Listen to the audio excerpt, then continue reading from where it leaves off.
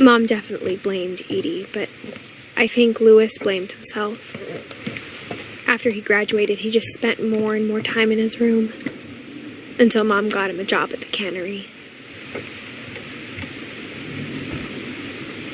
Everyone always told me to stay out of Louis's room, except Louis.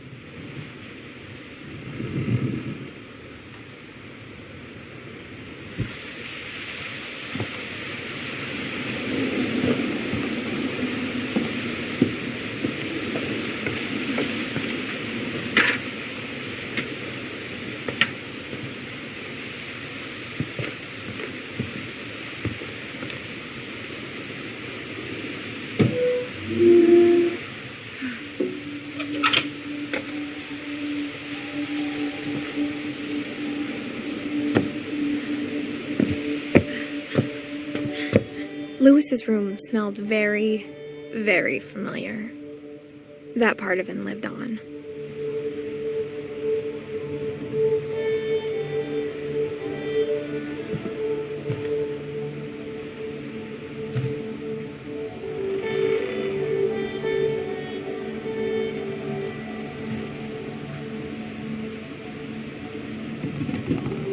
Louis and I spent a lot of time playing games together, but he was surprisingly bad at them. He died a lot.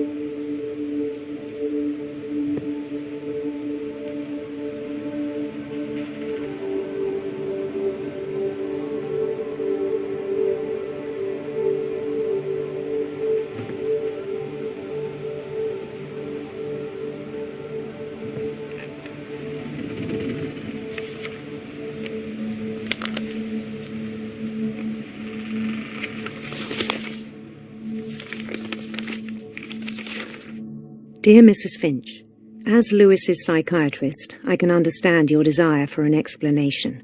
As I see it, the trouble began in January, shortly after we convinced your son to seek treatment for substance abuse.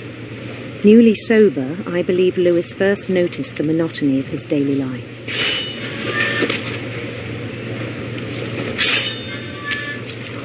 He kept working at the cannery, but he withdrew part of himself. In our sessions, I saw the same behaviour. His mind began to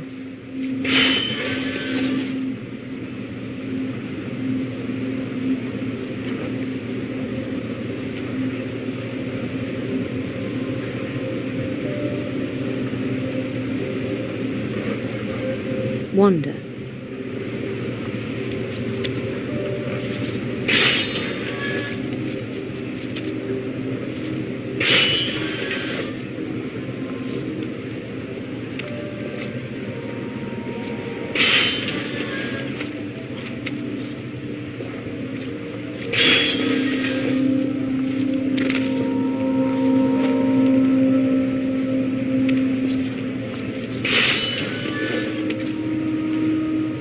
I asked him to describe it.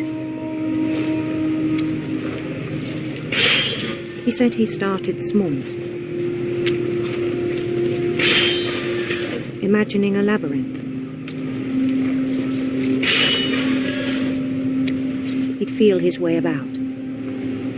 Then something moved. Bats. And toads.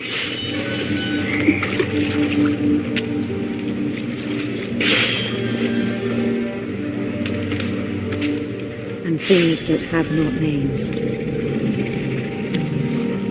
He knew it was all in his head.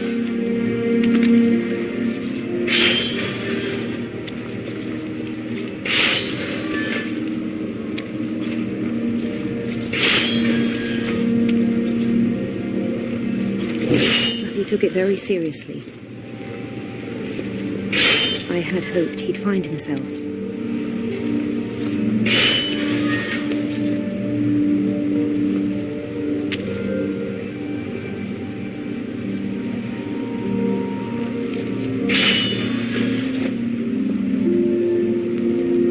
he found something more.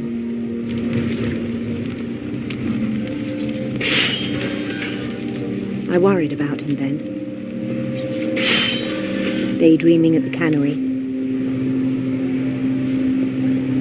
I spoke with his boss. But he said Lewis had become a model employee. Methodical, tireless, focused. Like a whole new Lewis. So I let him go on.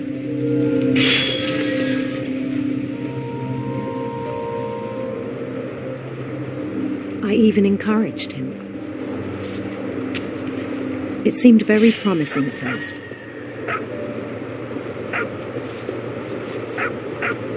He told me he'd made a new friend.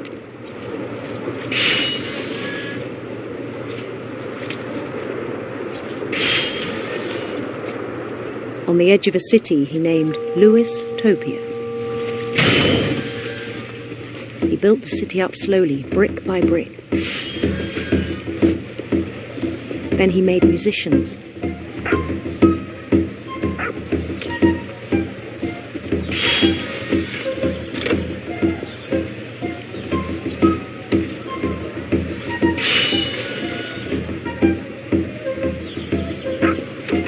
And songs for them to play.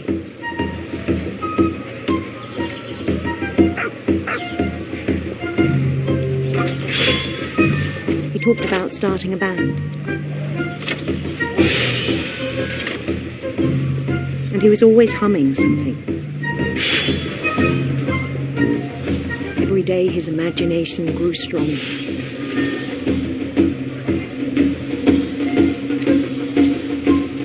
He no longer spoke at the cannery, but his chopping was as reliable as ever. Then one day it struck him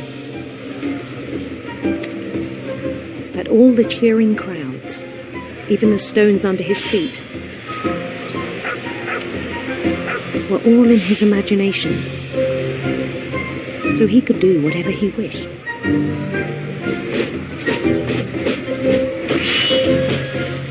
He held an election for mayor.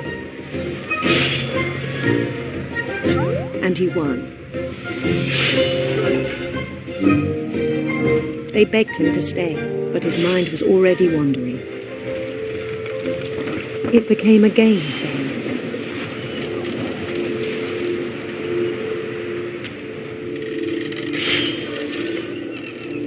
He'd conquer a city, then immediately push on. New Louisville.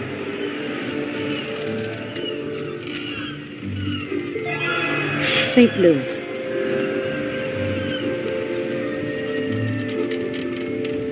He started drifting away from our reality.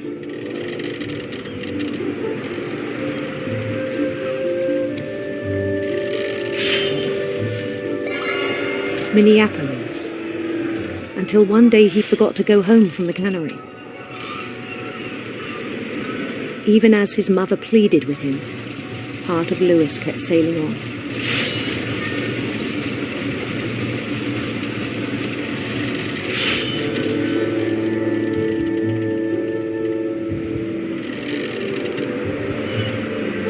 In Lewisburg, he heard rumors of a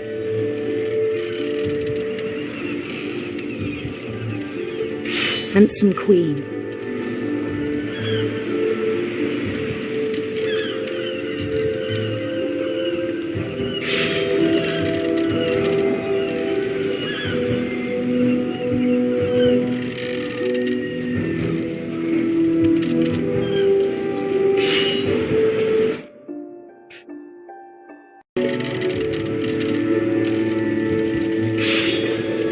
In Lewisburg, he heard rumors of a beautiful prince.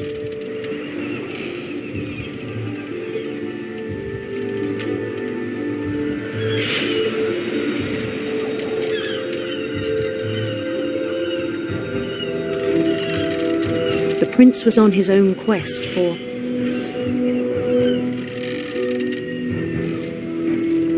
radiant rainbows,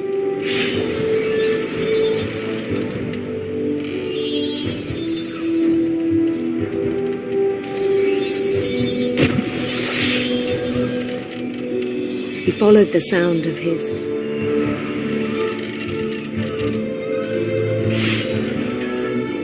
silver harp.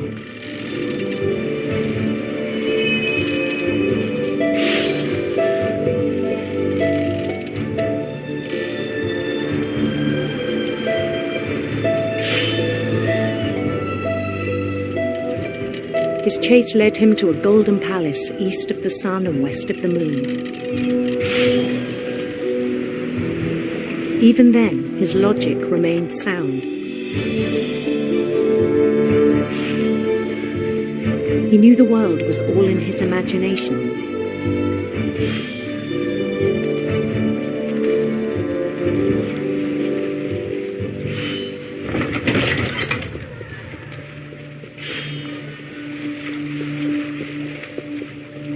But he was so proud of having created it. In his own eyes, he'd become something greater than a king.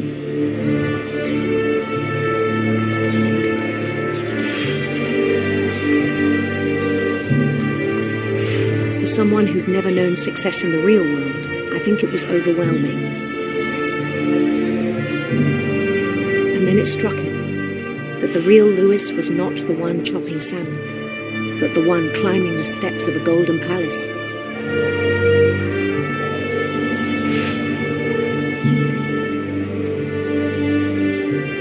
My imagination is as real as my body, he told me. It was hard to argue with him.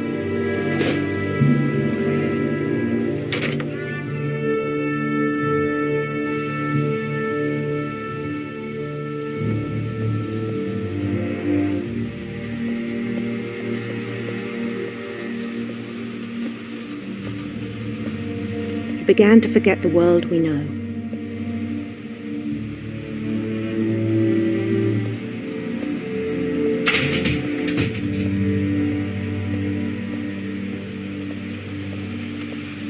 I think it pained him to remember Lewis, the cannery worker.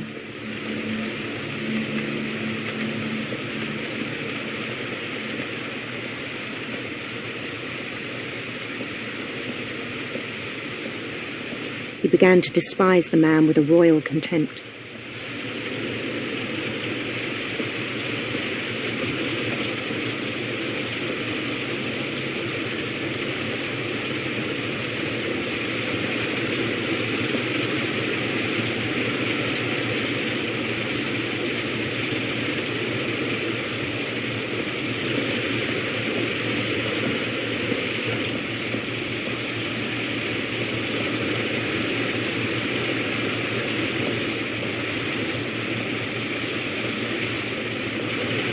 I still thought I could save him.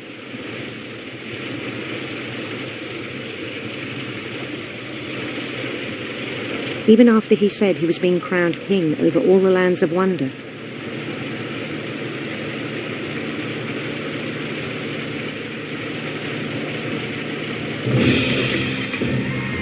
The palace would be packed with his companions.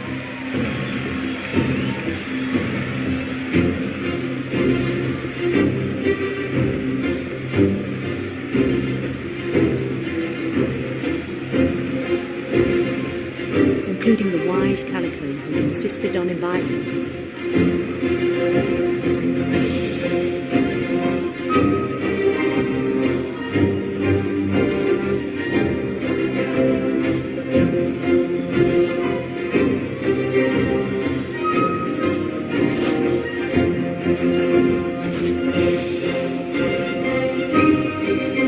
His prince waiting, holding his crown.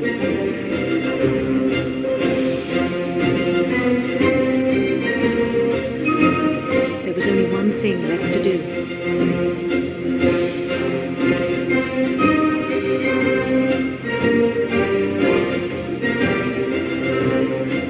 Bend down his head.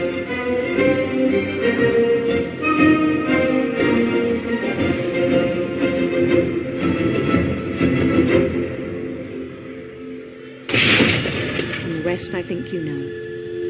Mrs. Finch, your son was a kind man who will be missed by all of us who knew him.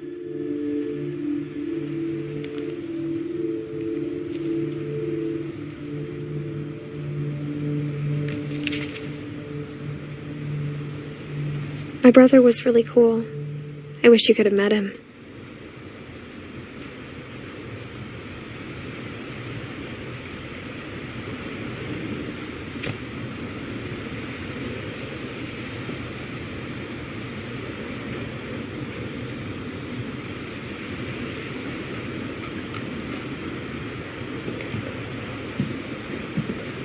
Lewis and I spent a lot of time playing games together, but he was surprisingly bad at them. He died a lot.